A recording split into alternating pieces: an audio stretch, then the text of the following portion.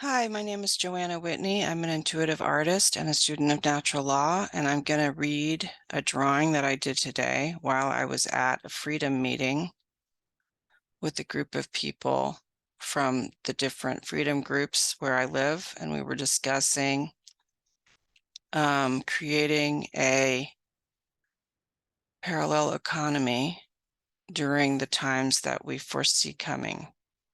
And so I'm sure that this drawing has to do with that. And so I'm going to share my screen and I'm going to do a reading of this drawing that I did today.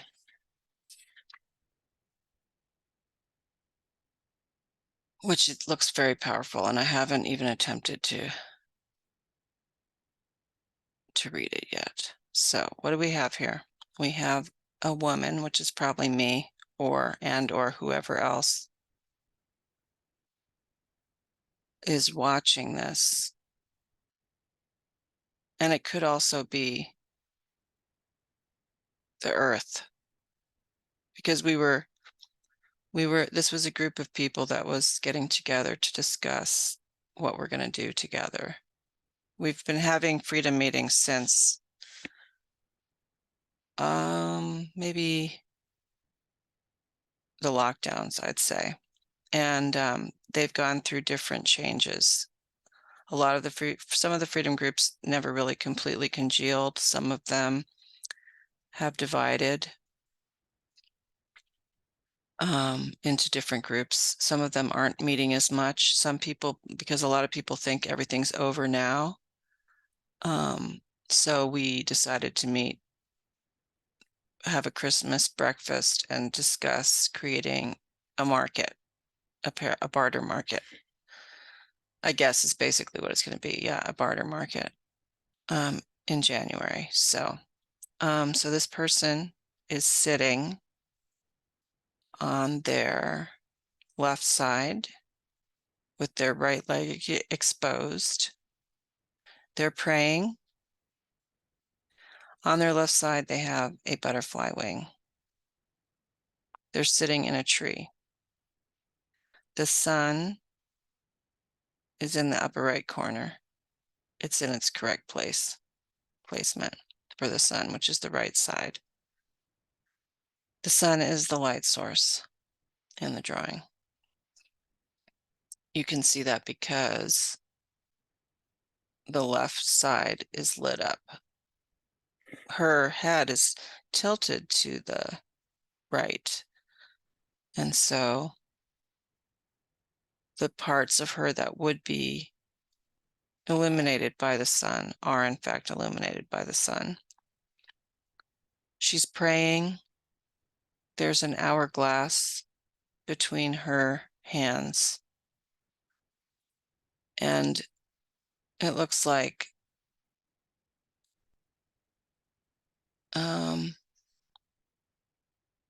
energy from the sun is going into the hourglass. The hourglass is resting on her second chakra, the seat of her emotions. Her hair is long. It's covering her left breast, but her left breast is sort of peeking through her hair, but it is covered. Her breast is covered. She is cradled in a tree, and it looks like summertime because the tree is full of leaves. And there's grass on the ground with flowers. And she's crying. 1, 2, 3, 4, 5, 6, 7 tears, 8 tears. 1, 2, 3, 4, 5, 6, 7, 8 tears. There's a tear landing in the flowers. And I get the sense that her tears are watering the flowers. She's naked. So yeah, I really felt like this was a powerful drawing. Also, her left leg is sort of, it's like her right leg is obviously more powerful than her left leg. So the right side is manifestation. But so she's a butterfly, half a butterfly on the left side. So that's transformation, but her left leg is less powerful than her right. So that's some kind of an imbalance. That she only has a wing on one side, and that symbolizes transformation. You know, a butterfly goes through the process of being a caterpillar, then going into the chrysalis state, and then emerging as a butterfly.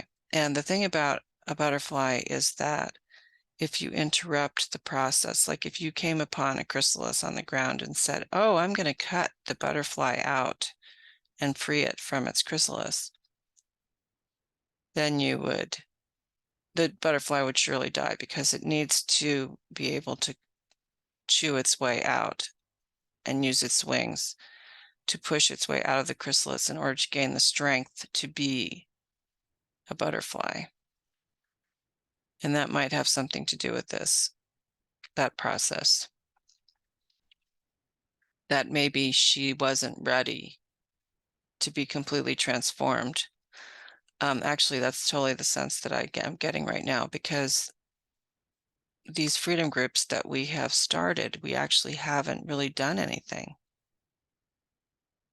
Which, you know, actually, look, I can see now there's 3 flowers under the sun that haven't bloomed. They have little blooms, but the flowers on the left, there's 4 flowers on the left, and they are blooming, and they're drinking the water from the tears. And that's the sense I'm getting, is that we didn't really accomplish with our freedom groups what we needed to accomplish. What we need to accomplish is to build a parallel economy. We need to figure out how to work together in a horizontal manner so that we don't fall prey to narcissists or gurus, people who have the agenda for us, because we're just not going to tolerate that anymore. But we also may not know how to be leaders and find a way to overcome hierarchical communication styles. But there are several types. And when we were together today, someone brought up something called, let me see if I can remember what it's called, open source technology, or open space technology. I think it's called open space technology, which is not actually technology. It's actually a way for groups to get more out of meetings. So that person who brought that up today actually is really skilled in facilitating groups. And of course, as you know, I am exploring formal consensus. So the two of those things could actually work together.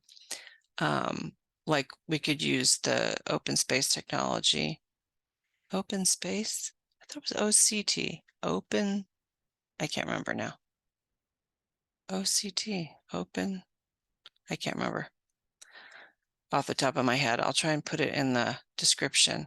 But we could the two could actually complement each other. And that's one thing I've noticed, is that in groups that I've been in the past, everybody has, maybe somebody's doing Ubuntu, and maybe somebody's doing consensus, and somebody's doing sociocracy, and somebody's doing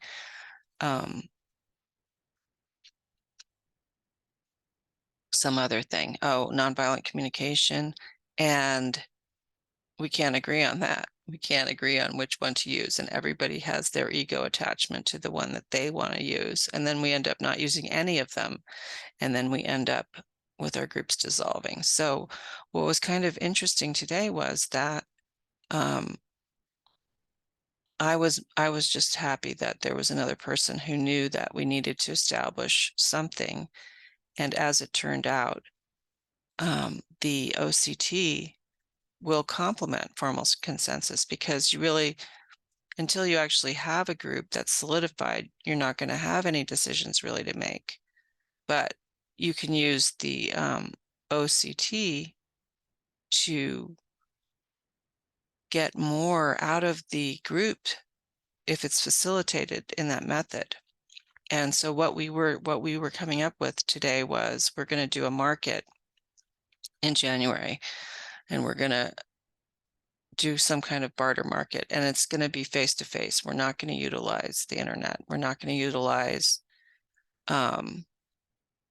barter that's kept track of online.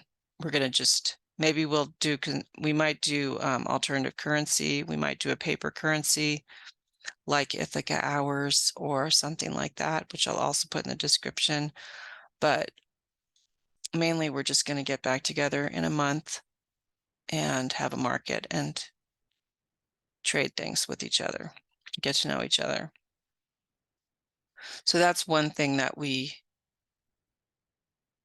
so it's almost like, what can I say? It's like a rebirth of the freedom groups. Because, I mean, the freedom groups formed in reaction to the lockdowns. So we were fighting against the lockdowns, and it really never works to have a group form based on anger towards another, or against something like that. You form your group against something, because then what happens is once the perpetrator of the offense goes away, then the groups no longer know why they're meeting. That group needs to have an offender to fight against. And that's exactly what happened. We got locked down. We formed these groups. We were getting together in, what do you call it? I can't remember the word. It just flew out of my head. We were getting together to vent with each other, complain about it. And then as things have gotten back to what we call normal, which it isn't normal, we are meeting less and less, or we're not meeting at all. And a lot of people actually think it's over, which it's certainly not over.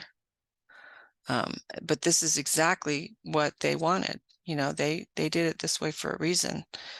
And so out of the ashes or the regret of the past, new flowers are blooming on the left side, which is the feminine side, the subconscious, and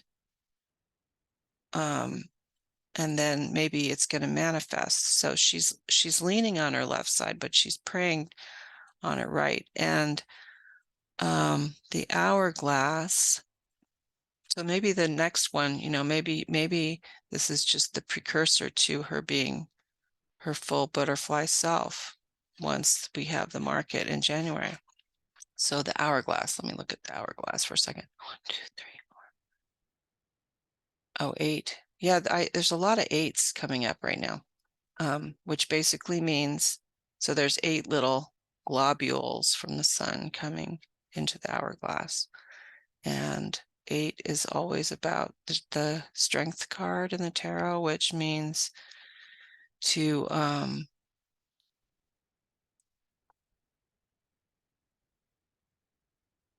use self-control over worldly desires. So patience.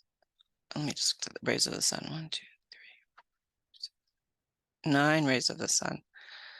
9 is the number of the culmination of the process. So I would say perhaps that's what this is about, that we have a little bit further to go.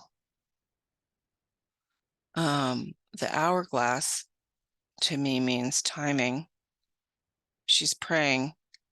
God is timing. The sun, manifestation. In astrotheology, obviously, the sun is the sun. S-U-N and S-O-N are one and the same. So the sun is informing the timing. So maybe even though I feel like we are behind the 8 ball and we need to hurry up. Maybe it is in divine timing. But maybe, we do need this time, we need to have it be successful.